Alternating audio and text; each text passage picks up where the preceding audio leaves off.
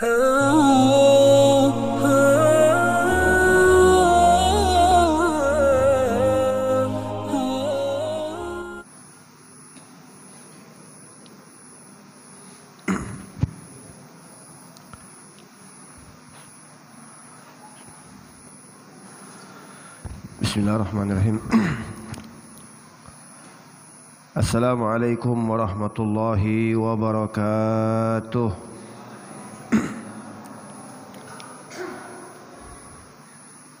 Alhamdulillah ala hadhihi an-ni'mah walhamdulillah ala kulli ni'mah. Wassalatu wassalam ala sayyidina wa maulana Muhammad syafi'il ummah wa ala ali tayyibin at-tahirina min abna'i Fatimah. Ikuti setelah saya. Astaghfirullahal azim semua. Yang semangat sama-sama kita istighfar. Astaghfirullahal azim semua. Alladzi la ilaha illallah huwal hayyul qayyum wa atubu ilaih min kulli dzambin azim min jami'i ma'asi wal khataaya sirran wa jahran zahiran wa batinan qawlan wa fi'lan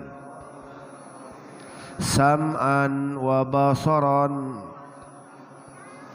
taubatan nasuha. La ilaha illallah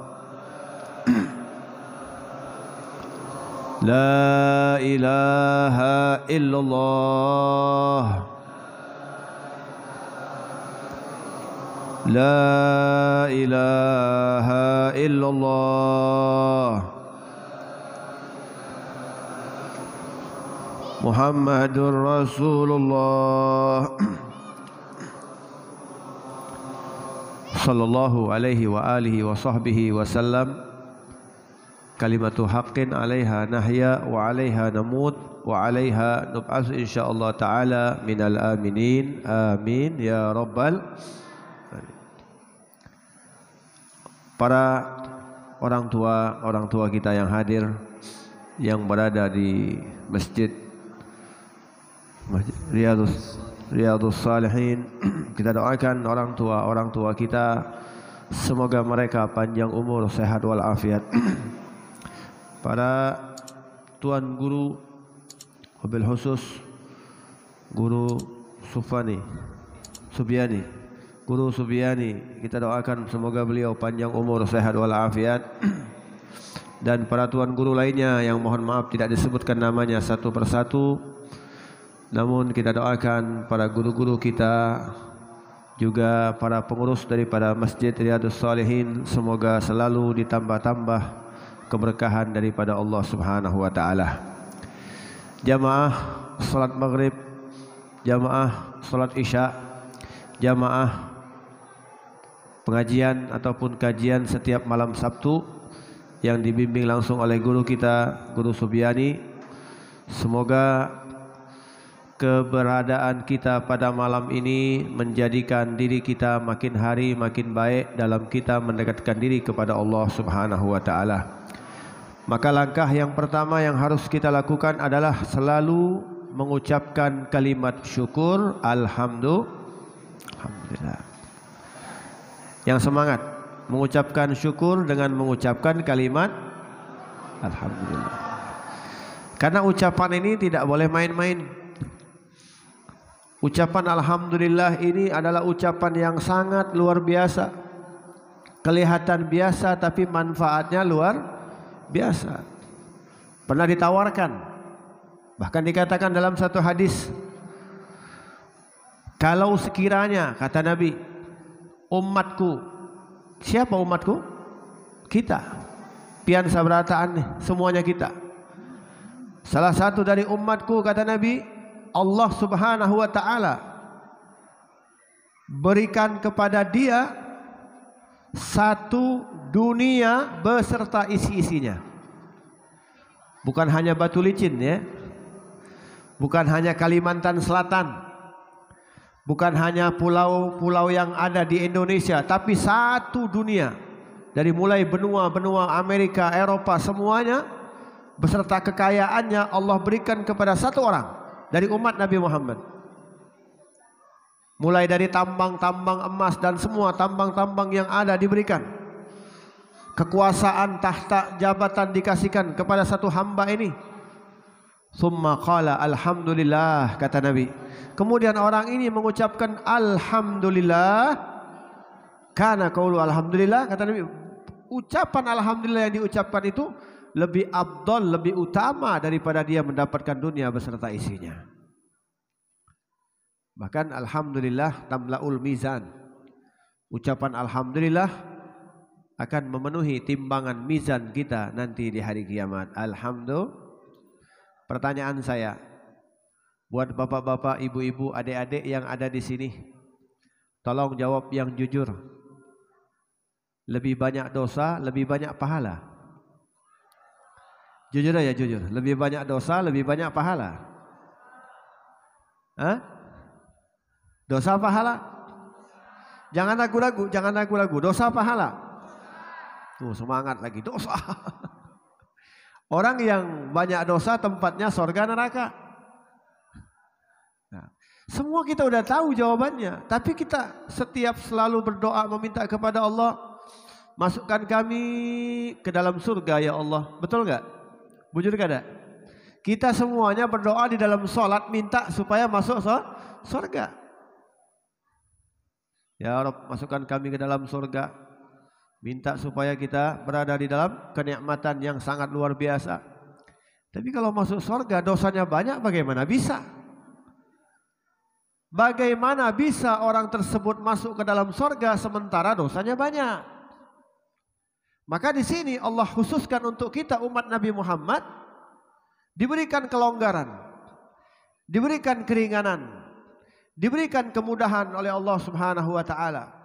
Satu kalimat alhamdulillah bisa membawa kita menjadi orang-orang yang beruntung, bisa membuat kita menjadi orang-orang yang diampuni dosa oleh Allah, bahkan termasuk orang yang pandai bersyukur kepada Allah, yaitu sering-sering mengucapkan kalimat alhamdulillah, alhamdulillah. Maka biasakan kemanapun kita berada, ucapkan dengan tulus, dengan ikhlas, dan insya Allah dengan alhamdulillah yang kita keluarkan inilah yang akan membantu kita nanti di hari kiamat, agar kita betul-betul nanti ketika ditimbang amal baik dengan amal jelek, amal baik kita terbantu dengan kalimat alhamdulillah tersebut, dan kita bisa menjadi orang-orang yang beruntung di dunia dan beruntung di akhirat. Amin ya rabbal alamin. Ma'asyiral hadirin wal hadirat rahimakumullah. Malam yang sangat berbahagia ini, malam yang boleh dikatakan hari Jumat, berada di malam Sabtu, kita ditempatkan oleh Allah dalam satu tempat yang indah, tempat yang dimana kita dianjurkan untuk selalu ingat kepada Allah Subhanahu wa taala, karena kita ini adalah orang-orang yang lalai, karena kita ini adalah orang-orang yang terkadang hanya bisa mampu menampilkan pakaian-pakaian yang baik, setelan-setelan yang baik, penampilan yang baik, akan tetapi hati kita saat ini belum bisa untuk selalu menjadi orang yang baik. Casing-casingnya indah, setelan-setelan ahli surga, setelan ahli-ahli syar'i, akan tetapi setelah kita pulang dari sini terkadang kita lupa siapa diri kita sebenarnya, apa tugas kita, untuk apa kita diciptakan, untuk apa kita hidup di muka bumi ini. Tapi terkadang kita hanya memikirkan kesenangan-kesenangan duniawi saja. Maka dari itu tidak ada cara lain agar kita menjadi orang yang baik, baik di dunia dan baik di akhirat, adalah orang-orang yang selalu menampilkan kebaikan, kemudian dia memperbaiki hatinya agar selalu menjadi orang-orang yang ingat kepada Allah, berjalan di jalan Allah dan berjalan di jalannya Nabi kita, Nabi besar Muhammad sallallahu alaihi wa alihi wa sahbihi wasallam. Bagaimana caranya agar kita ini selamat? Bagaimana caranya agar kita ini penampilan sudah oke, penampilan ahli surga dan hati juga menjadi orang-orang yang betul-betul dekat sama Allah? Kuncinya cuma satu. Jangan ikuti kemauan syaitan. Jangan mau dirayu oleh iblis. Karena iblis tidak akan suka dengan hamba-hamba Allah yang selalu berada di dalam masjid. Karena iblis tidak akan suka kalau melihat hamba-hamba Allah yang selalu ingat kepada Allah Subhanahu wa taala. Dia akan mencari cara agar kita ini betul-betul lalai di dalam ibadah. Makanya ada orang ibadah dua kemungkinan. Ibadahnya kalau tidak makbul, mardud. Tahu makbul? Diterima. Mardud? Ditolak. Ya. Kita yang ada di sini kira-kira ibadahnya diterima nggak? Nggak ada yang tahu. Ya, nggak ada yang tahu. Yang tahu hanya diri kita. Kalau kita makin hari makin ingin menjadi orang yang baik, tertanam di dalam hati ini untuk selalu menyebarkan kebaikan. Lihat ada orang susah langsung dibantu, nggak pakai tunggu-tunggu. Mendengar azan dikumandangkan cepat-cepat sholat. Melihat Al-Quran langsung cepat-cepat dibaca. Setiap habis maghrib kita baca Quran, kemudian tadi baca ratib dengan khusyuk, dengan khidmat, bukan dengan pura-pura, bukan dengan tidak enak, bukan dengan wah saya kalau tidak datang suka ditanyakan. Nah ini tidak boleh begitu. Artinya selama ini mungkin jangan-jangan amal ibadah kita masih belum diterima oleh Allah. Tapi kalau sudah di dalam hati ini selalu ingin menjadi orang yang baik, berjalan di jalan yang baik, melangkahkan kaki ke tempat yang baik, duduk dalam pengajian, dalam majelis itu betah, senang, walaupun lama. Coba tanya, kita 1 jam di sini betah nggak? 2 jam? 3 jam? 4 jam? Bubar langsung. 1 jam kita masih bisa betah, 2 jam mulai goyang, goncang. Alasan apa? Lapar. Alasannya nggak masuk akal. Alasan capek. Tapi kalau kita sudah duduk main game atau ngobrol atau ngopi di warung kopi atau yang hobi main catur dari jam 9 malam sampai jam 1 pagi, jam 2 pagi, biasa-biasa saja. Tidak ada yang namanya capek, betul nggak? Kenapa bisa demikian? Makanya kalau kita lihat salaf-salaf kita terdahulu, Masya Allah. Al-Imam Abdullah bin Husain bin Tahir, luar biasa. Salatnya beliau itu salat duha. Salat duha ya. Sama salat salat malam itu menghotamkan berjuz-juz, bahkan sampai kalau tidak salah 1 rakaat 5 juz, 2 rakaat 5 juz. Itu salat duha. Salatul lail, salat malamnya begitu juga, 1 rakaat 5 juz, 1 rakaat 5 juz. Jadi 2 rakaat, tidak banyak-banyak. Kalau kita kadang witir 11, dia cukup 2 saja. Tapi 2 rakaat 10 juz. 1 hari dalam salat sunnah 20 juz menghatamkan Al-Quran. Belum lagi la ilaha illallah Muhammadur Rasulullah 10.000. Allah 10.000. Istighfar 10.000. Betah dia.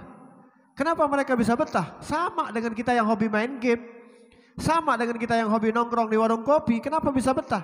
Karena sudah hobi, sudah menikmati di dalam hal tersebut. Begitulah mereka salafun saleh ketika mereka beribadah. Kata Abu Yazid Muhammad bin Alwi bin Abbas Al-Maliki radhiyallahu an, para salafun saleh, orang-orang dulu ya, para wali, para orang-orang imam kita dulu, ulama-ulama kita dulu, mereka itu kalau berzikir itu seperti mengunyah permen. Makin lama makin enak, makin manis. Kalau kita makin lama makin pahit. Zikir makin lama sudah tidak enak. Baca Quran makin lama mata sudah berair. Ya. Itulah bedanya kita dengan mereka. Karena kita belum menemukan kenikmatan di dalam beribadah kepada Allah Subhanahu wa ta'ala. Maka jalan yang terbaik agar kita selamat, agar kita tidak celaka, agar kita tidak terkena ranjau-ranjau syaitan, rajuan-rajuan iblis yang selalu ingin menjebak kita untuk selalu menjadi orang-orang yang dimurkai oleh Allah Subhanahu wa ta'ala. Tidak ada cara lain.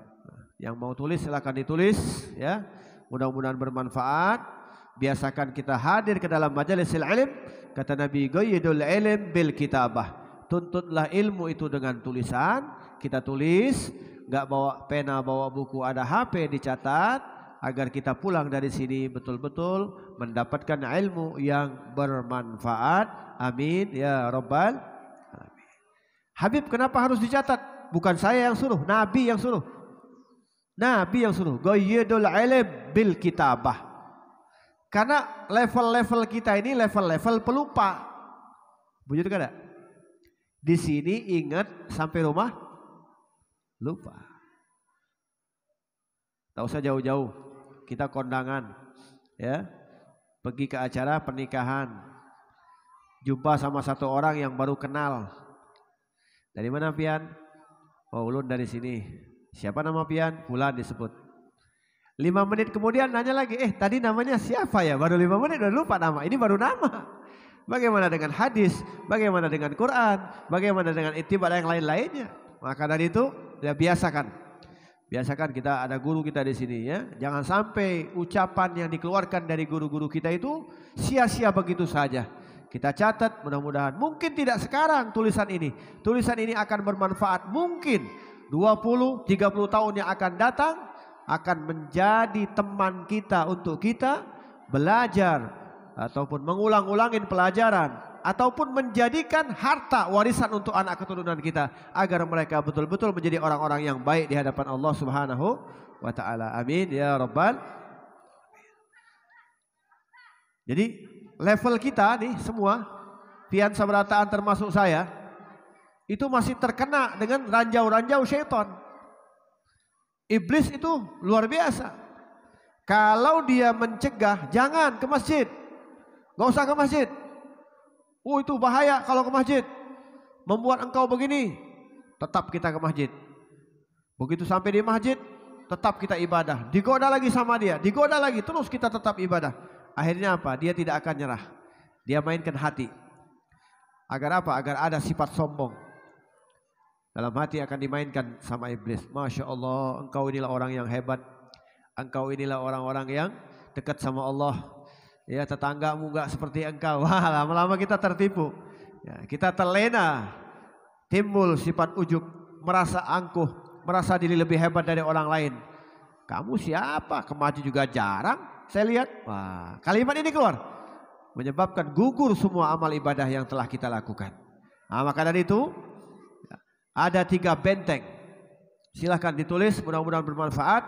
Ada 3 benteng yang bisa menjaga kita dari bisikan-bisikan syaitan, bisikan-bisikan iblis. Yang mana 3 benteng ini kalau kita jaga, kita amalkan, kita akan menjadi orang-orang yang selamat dari bisikan syaitan. Amin ya rabbal alamin. Yang pertama, yang bisa menghindarkan kita dari ranjau-ranjau syaitan atau bisikan-bisikan iblis agar kita tidak terpengaruh, yang pertama adalah masjid. Yang pertama adalah masjid. Alhamdulillah malam ini kita sudah berada di dalam masjid. Alangkah beruntungnya orang-orang yang selalu berada di dalam masjid. Alangkah beruntungnya orang-orang yang hatinya ada dalam masjid.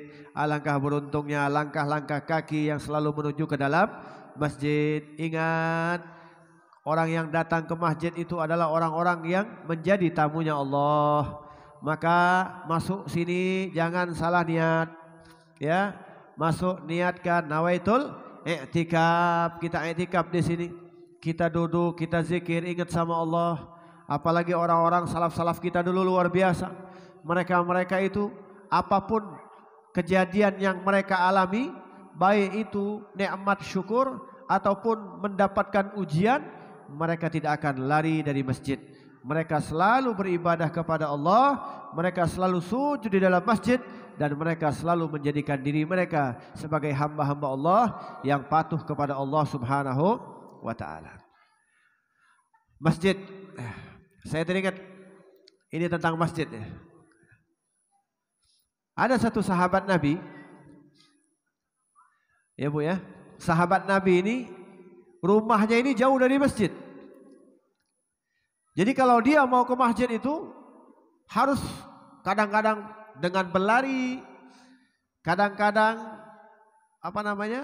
ya secara cepat harus sampai. Kalau tidak akan ketinggalan salat berjamaah. Ini yang mereka kejar. Karena para sahabat Nabi, perhatikan ini, para sahabat Nabi kalau meninggalkan salat berjamaah dianggap wafat sama mereka. Karena pernah salah satu sahabat itu ketika mereka selesai salat, Assalamualaikum warahmatullahi, Assalamualaikum warahmatullahi. Setelah dilihat satu persatu tidak ada, maka dikatakan inna lillahi wa inna ilaihi raji'un. Kata sahabat yang satu bilang, siapa yang meninggal dunia? Fulan bin Fulan. Lah tadi saya lihat ada. Iya, dia sudah meninggalkan salah satu salat berjamaah. Dianggap wafat. Saking kerasnya mereka sahabat-sahabat Nabi Muhammad di dalam menjaga salat berjamaah. Nah sahabat ini karena rumahnya jauh dari masjid, mau tidak mau dia bingung. Maka terjadilah perbincangan antara dia dengan istrinya. Dia bilang, wah istriku, gimana kalau rumah ini kita jual saja? Karena rumah kita ini jauh dari masjid. Kita beli rumah yang dekat masjid. Kira-kira bagus gak idenya Pak? Beli rumah samping masjid, bagus gak idenya? Bagus menurut versi kita. Dan menurut versinya sahabat tadi. Selesai, ketika mereka sudah berembuk, mereka sudah berkomunikasi, deal udah setuju, ayo. Habis sholat, suaminya nyari tanah yang ada di samping masjid. Dan ternyata berita ini sampai ke telinga yang mulia Nabi Muhammad SAW. Maka Nabi bertanya kepada sahabat tadi, dipanggil, wahai sahabatku, apakah benar, apakah betul engkau ingin membeli tanah samping masjid dan rumah yang engkau jual? Jawaban dia, benar ya Rasulullah. Untuk apa alasannya? Agar aku dekat dengan masjid, agar aku nggak perlu repot-repot lagi kadang-kadang sambil berlari. Apa jawaban simpel Nabi Pak? Nabi jawabannya simpel Bu. Nabi katakan, tahukah engkau wahai sahabatku, kalau begitu engkau sudah menghilangkan hadiah dari Allah Subhanahu wa ta'ala. Kalau kau beli rumah samping masjid, kau jual rumahmu yang sana, artinya kau sudah menghilangkan hadiah cuma-cuma dari Allah Subhanahu wa ta'ala. Hilang begitu saja. Sahabat ini bingung. Maksudnya apa ya Rasulullah? Hadiah apa ya Rasulullah? Tahukah engkau wahai sahabatku, selama engkau datang ke masjid, langkah-langkahmu itu dihitung pahala oleh Allah Subhanahu wa ta'ala. Setiap kau ke sini, makin banyak kau melangkahkan kaki, makin banyak pahala kau dapatkan dari Allah. Tapi kalau kau jual rumah, artinya pahala itu hilang begitu saja. Wah sahabat cerdas. Benarkah ya Rasulullah? Benar. Maka kalau begitu tidak jadi saya jual rumah ya Rasulullah. Itu sahabat tuh cerdas. Cepat tanggap, tangkas mereka. Sahabat Nabi yang rumahnya di pinggir masjid pun cerdas juga. Besok mereka nggak langsung ke masjid. Kemana? Mereka tawaf dulu keliling. Sudah tawaf, baru mereka masuk ke dalam masjid. Nah saya sarankan yang rumah-rumahnya dekat masjid, besok-besok tawaf dulu ya. Makin banyak langkahnya, makin banyak kita mendapatkan pahala dari Allah Subhanahu wa ta'ala. Langkahnya dapat pahala, duduknya dapat pahala, nunggu azan dapat pahala, sholat sunnah dapat pahala. Orang-orang kayak kita yang sudah tadi udah jujur semua, lebih banyak dosa daripada pahala. Ayo kita ramaikan, kita hidupkan, kita jadikan fasilitas ini yang alhamdulillah Allah berikan kenikmatan. Gedung yang begitu indah yang menjadi masjid yang kita cintai, yang kita sayangi ini, jangan hanya dibaguskan saja luarnya, jangan hanya dibaguskan saja bentuknya, tapi baguskan juga di dalamnya dengan ibadah, dengan zikir, dengan doa, dengan pengajian-pengajian, dengan kajian-kajian, agar kita betul-betul menjadi orang-orang yang terhindar dari bisikan-bisikan syaitan. Jagalah salat berjamaah, jagalah masjid, insyaallah kita akan dijaga oleh Allah Subhanahu wa taala. Saya kasih contoh lagi. Sayyidina Umar, ya. Kenal sama Sayyidina Umar, Pak? Emang kenalan di mana? Sayyidina Umar bin Khattab radhiyallahu an, sahabat Nabi. Ya, sahabat Nabi yang menjadi khalifah setelah Sayyidina Abu Bakar. Sayyidina Umar bin Khattab radhiyallahu an. Beliau ini saudagar kaya, ya. Setahu saya kalau mau hitung-hitungan kekayaan nama Sayyidina Umar, orang Batu Licin ini kalah semua kayaknya. Kaya Sayyidina Umar itu. Masya Allah, luar biasa. Saking kaya dia pernah ingin mengejar sedekahnya Sayyidina Abu Bakar. Pernah ingin. Karena gak ada yang bisa mengejar sedekahnya Sayyidina Abu Bakar. Gak ada yang sanggup. Sayyidina Umar pengen coba.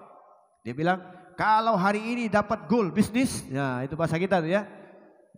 Dapat misalnya 10 miliar. 10 miliar misalnya dapat. Kalau kita dapat rezeki 10 miliar, sedekahnya berapa miliar? Hah?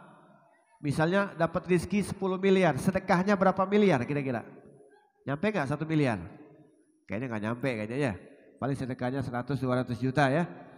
Kita kan hitungnya begitu. Tapi Sayyidina Umar pernah dia bilang, kalau dapat rezeki hari ini, maka separuh akan aku potong.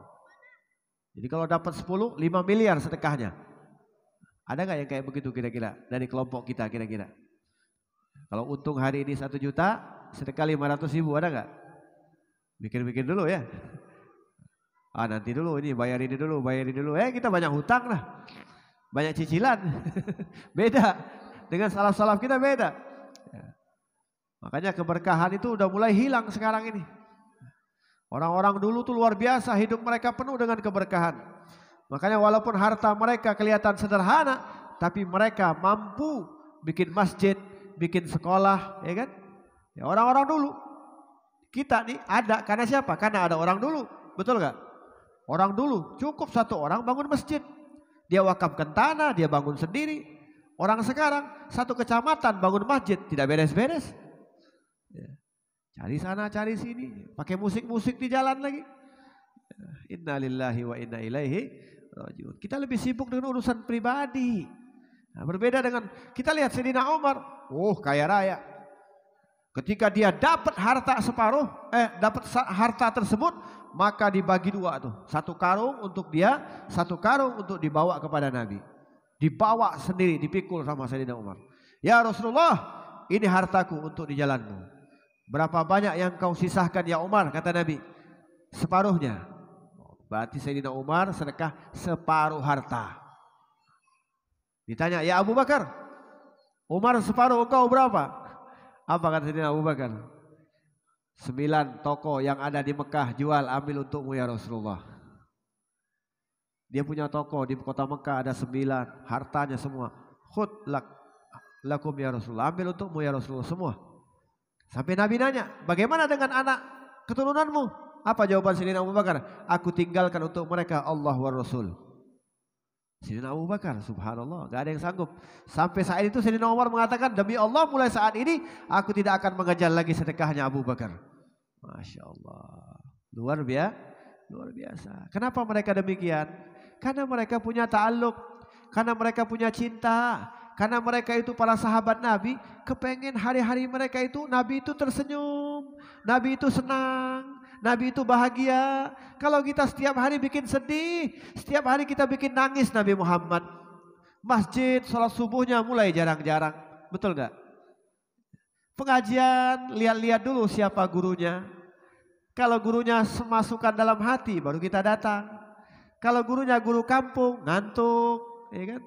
Nah ini kita dipilih-pilih. Tidak boleh. Ayo kita rubah keadaan-keadaan seperti ini. Ya.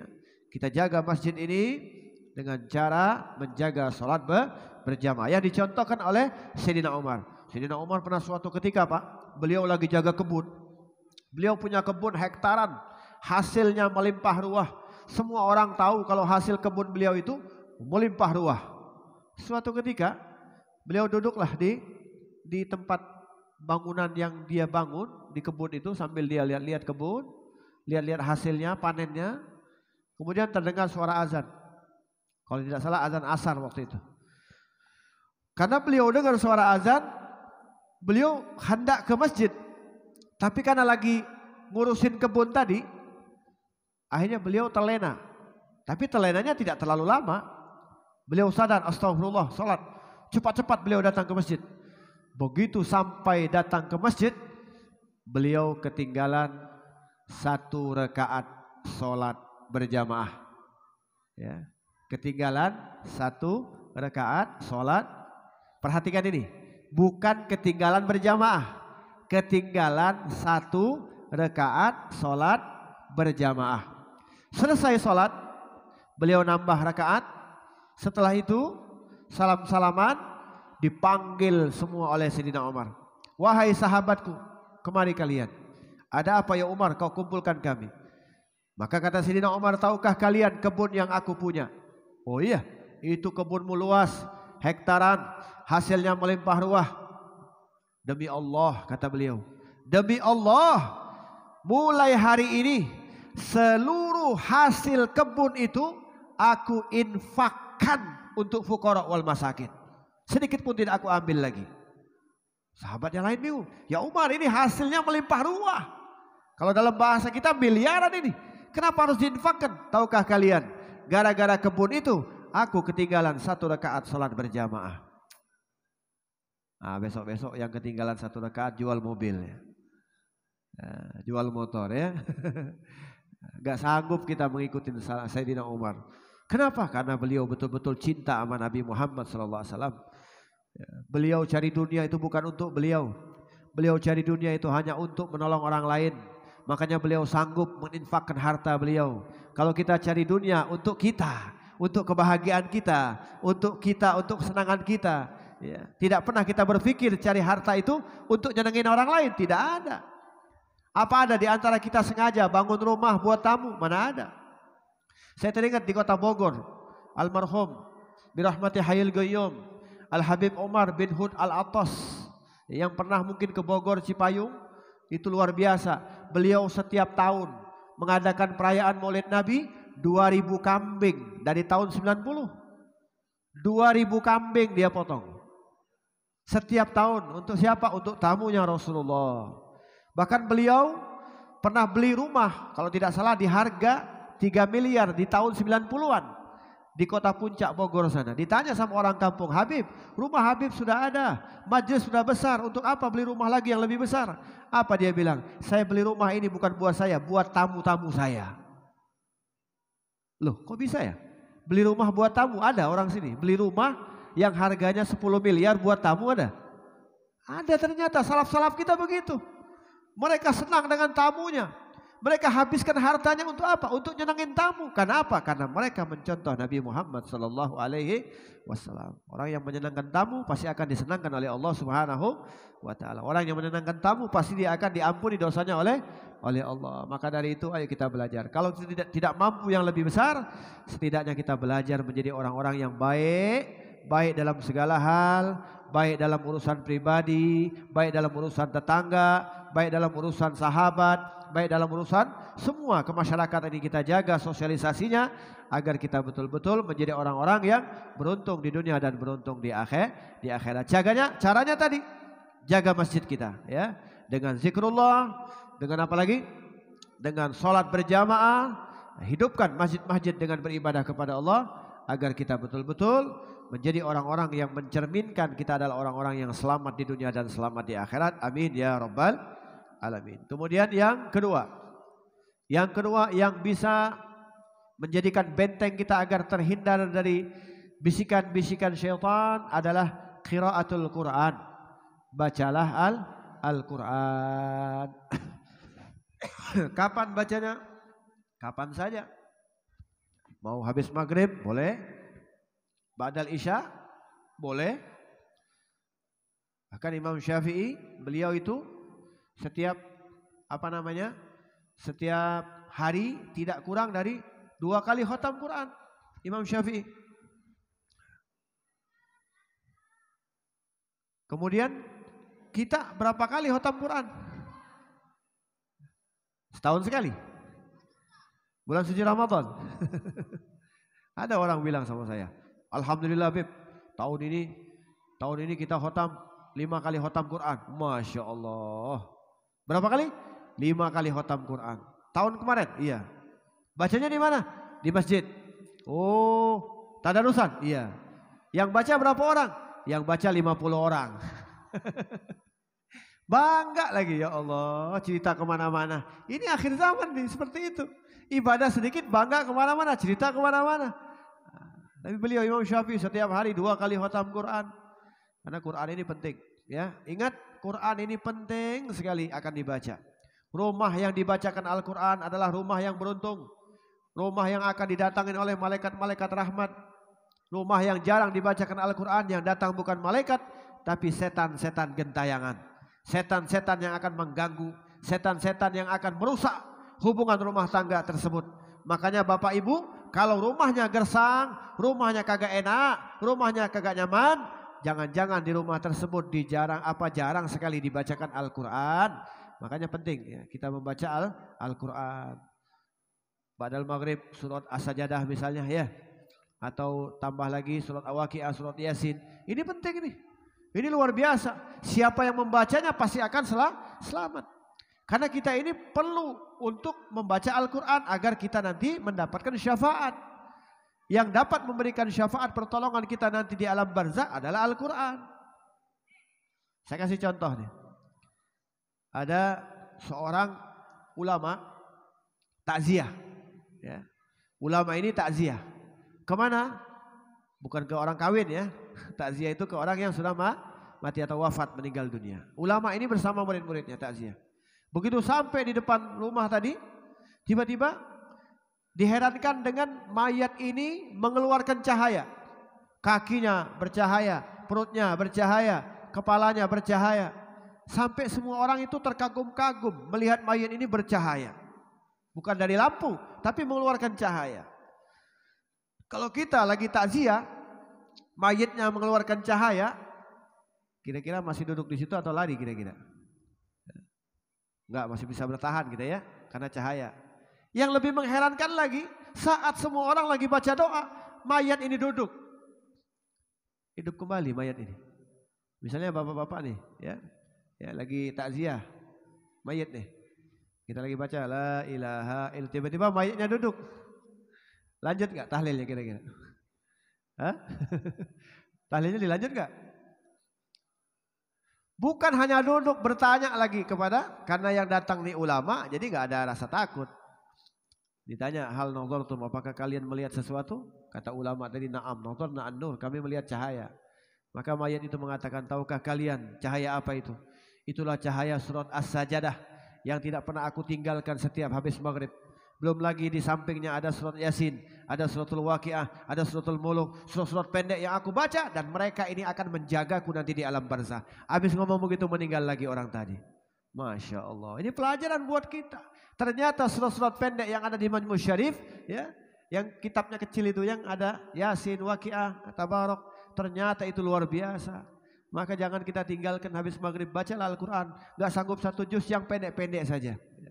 Karena Quran yang kita baca itu akan menghadirkan malaikat-malaikat rahmat Allah Subhanahu wa ta'ala. Mudah-mudahan kita bisa menjadi orang-orang yang beruntung, yang selalu menghidupkan syariat Nabi Muhammad sallallahu alaihi wasallam, dan selalu membasahi lisan ini untuk selalu membaca Al-Quran. Amin ya rabbal alamin. Kemudian sebelum saya tutup, yang ketiga, ditambahkan lagi biar lebih sempurna ya, cerita dari sahabat Nabi juga tentang perkara Al-Quran.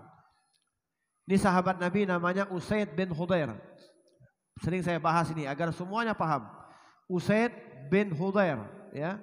Beliau ini berjalan bersama anaknya bernama Yahya. Kalau dulu kan tidak ada kendaraan mobil ya. Kendaraan dulu kan kuda. Jadi kalau capek istirahat cari rest area.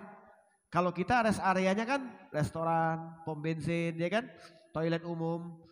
Zaman dulu tidak ada. Karena mereka itu kendaraannya kuda, rest areanya pohon. Diikat, parkirnya di situ. berhentilah. Nah, pertanyaan saya, ada nggak di antara kita yang kalau dalam perjalanan jauh berhenti di rest area hanya untuk membaca Al-Quran? Ada nggak kira-kira? Orang-orang level kita ini jalan jauh nih, misalnya dari Batu Licin menuju ke Banjarbaru atau Banjarmasin misalnya. Sengaja nih berhenti untuk baca Quran, ada nggak kira-kira? Yang ada apa? Cari toilet, betul ya? Cari makan, cari minum, ya. Ada nggak di antara kita yang sengaja berhenti mau baca Quran? Ada nggak? Ah, itu bedanya sahabat dengan kita. Sahabat sengaja berhenti baca Quran. Ah, itu bedanya sahabat tuh. Dimanapun mereka berada, Quran itu yang diutamakan. Makanya dia berhenti duduk, diikat kudanya, dia baca Quran bersama anaknya. Begitu dia baca beberapa surat Al-Baqarah, tiba-tiba kuda yang diikat ini ketakutan. Kayak takut. Maka Usaid berhenti juga kuda tadi. Lanjut lagi baca, takut lagi kuda tadi. Dia berhenti juga kuda tadi. Maka anaknya bernama Yahya itu bergeser dari tempat duduknya. Dia menengok ke atas, dia lihat ada awan berbentuk lampu yang bercahaya mendekati mereka. Maka Usaid melihat kejadian ini, dia khawatir, diajaklah pulang cepat-cepat anaknya. Kemudian besok dia melapor kepada Nabi Muhammad SAW dan diceritakan, ya Rasulullah, al-barihah kata wa kata, semalam begini. Apa jawaban Nabi? Tahukah engkau wahai Usaid, andai kata kau teruskan Al-Baqarah yang kau baca, maka akan banyak sekali awan-awan yang bercahaya mendekatimu. Itulah malaikat-malaikat rahmat Allah yang ketika hamba Allah dari umatku membaca Al-Quran, maka malaikat tersebut mendekati orang-orang yang membaca Al-Quran. Artinya apa? Rumah yang dibacakan Al-Quran akan dipenuhi malaikat-malaikat rahmat Allah. Rumah yang jarang dibacakan Al-Quran, yang datang siapa? Setan, iblis yang akan merusak rumah tangga tersebut. Nauzubillah, summa nauzubillah min dalik. Kemudian yang terakhir, yang ketiga.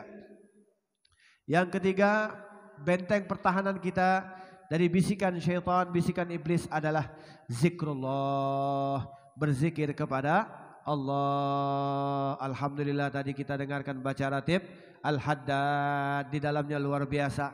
Zikir-zikir langsung dari Nabi. Bacaan-bacaan langsung dari Nabi. Setidaknya Bapak Ibu yang dirahmati oleh Allah, kita baca ratib berarti kita sudah menghidupkan sunnah Nabi Muhammad SAW. Karena di dalamnya bacaan-bacaan langsung dari Nabi Muhammad SAW.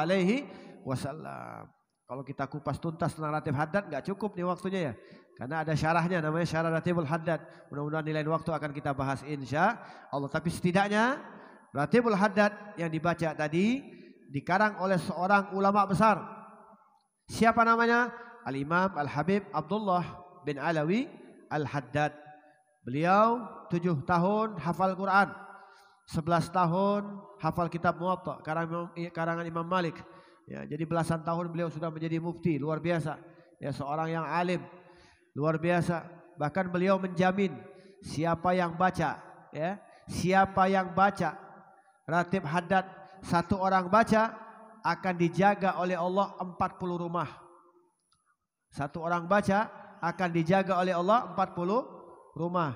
Kalau satu rumah ada 5 orang, berarti satu rumah baca bisa menyebabkan 200 rumah dijaga oleh Allah dari kebanjiran, kebakaran, ya, apa saja bentuk-bentuk yang tidak baik itu akan dijaga langsung oleh Allah Subhanahu wa taala. Kenapa bisa demikian? Karena memang di dalamnya banyak akan dalil-dalil yang akan dibahas tentang kupas tuntas.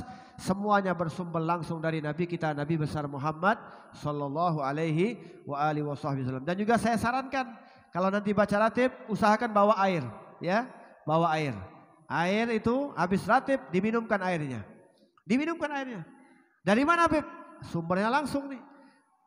Nah, penutup diceritakan. Saya ambil satu contoh. Waktu itu ada gobilah. Ada orang yang gobilah, ya, berjalan. Tiba-tiba sakit. Jadi kepala regunya, kepala rombongannya sakit. Maka mereka bikin kemah. Kenapa? Karena kepala regunya sakit, kepala rombongannya sakit. Kemudian gak lama dari situ lewat sahabat Nabi. Dan rombongan gobilah ini ngelihat ada sahabat Nabi dipanggil.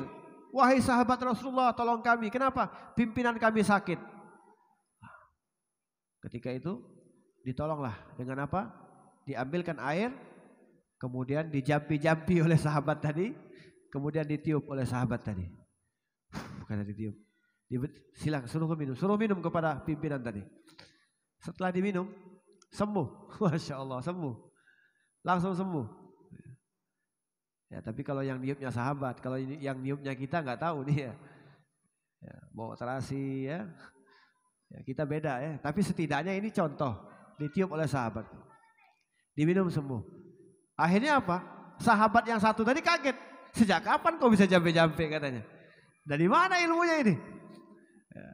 Ringkas cerita, karena kepala regunya tadi sembuh sehat, dapatlah hadiah beberapa ekor kambing. Itu orang dulu begitu. Ya. Mereka tahu adat, ya, tahu etika. Sembuh dapat hadiah tanpa dipinta. Dipegang kambing tadi, cuma niup doang dapat kambing, kan hebat itu. Ya. Ringkas cerita, datanglah mereka menuju kepada Rasulullah dan diceritakan oleh, wahai Rasulullah, sahabat kita sekarang udah jago nih jampi-jampi nyembuhin orang. Maka ditanya sama Nabi, apakah betul? Naam. Maka disebutkan, ya Rasulullah, aku tidak baca apa-apa kecuali aku baca suratul Fatihah. Itu saja. Maka dibenarkan oleh Nabi. Dibenarkan oleh Nabi. Betul. Memang suratul Fatihah adalah untuk doa penyembuh. Artinya di situ kita baca bukan Fatihah saja. Doa-doa yang lain banyak yang langsung dari Nabi. Maka sebaiknya kalau kita baca ratib, taruhlah air, kemudian tiupkan, diminumkan, insya Allah kita niatkan yang sakit mudah-mudahan disembuhkan oleh Allah Subhanahu Wa Taala, ya, yang lagi punya pemikiran yang stres mudah-mudahan dengan baca ratibul haddad kita minumkan airnya, insya Allah kita menjadi orang-orang yang sehat. Kalau sudah sehat, insya Allah kita akan menjadi orang-orang yang tidak akan malas untuk beribadah kepada Allah. Kalau sudah tidak malas, artinya kesempatan kita menjadi lebih baik, insya Allah akan menjadi orang yang baik. Amin ya Rabbal Alamin. Semoga Allah Ta'ala panjangkan umur kita, panjang umur dalam taat kepada Allah, panjang umur dalam taat kepada Rasulullah. Dan kita berharap mudah-mudahan tidaklah kita keluar dari majlis ini segala dosa-dosa kita diampuni oleh Allah.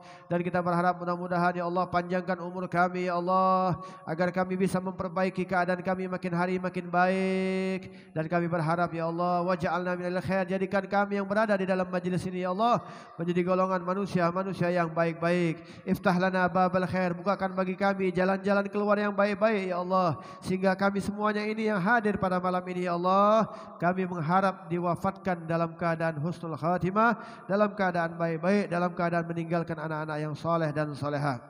Rabbana atina fid dunya hasanah wa fil akhirati hasanah wa qina adzabannar wa adkhilnal jannata ma'al abrar ya aziz ya ghafar ya rabbal alamin. Sallallahu ala sayyidina Muhammad wa ala alihi wa sahbihi wasallam walhamdulillahi rabbil alamin. Alhamdulillah, mudah-mudahan apa yang disampaikan tausiah singkat tadi bermanfaat khususnya buat diri saya dan umumnya buat semua yang hadir insya Allah. Ini saja sebelum saya tutup, saya mengundang bapak-bapak, ibu-ibu yang ada di sini.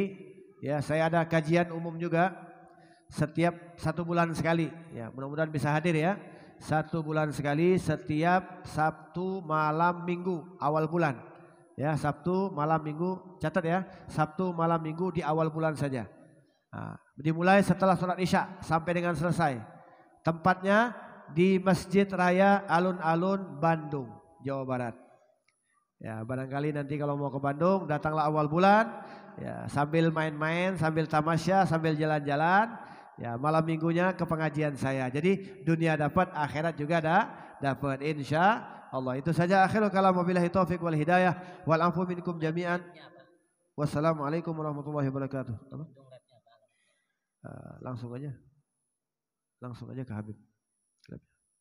Ya, itu saja. Sekali lagi saya tutup dengan wabillahi taufiq wal hidayah wal afu minkum jami'an. Wassalamualaikum warahmatullahi wabarakatuh.